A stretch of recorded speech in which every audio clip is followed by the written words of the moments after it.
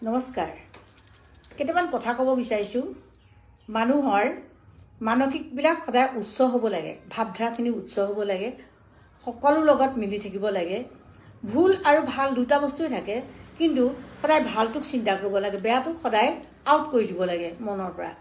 পৃথিৱীত সব মানুহে ভাল সবৰ কাৰণে ভাল আমি কিয় বেয়াটো চিন্তা কৰিম বেয়াটো কেতিয়াও চিন্তা কৰিব নালাগে বেয়াটো মানুহৰ হ'ল মনোবিজ্ঞান হয়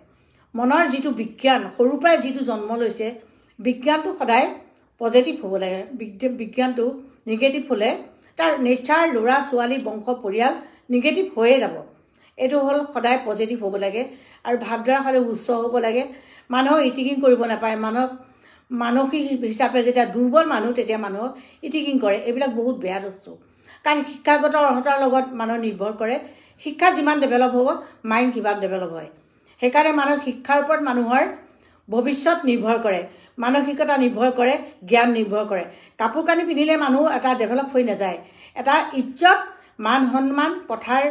মৰ্যাদা সন্মান কেনেকৈ বিশ্লেষণ কৰি যেনেকৈ মানুহৰ লগত মিলি থাকিব লাগে সেইবিলাক প্ৰত্যেকটো ব্যক্তিয়ে জানিব লাগে আৰু উচ্চ ধাৰাত থাকিলে মানুহ কেতিয়াও ব্যক্তিত্ব কেতিয়াও বেয়া নহয় নমস্কাৰ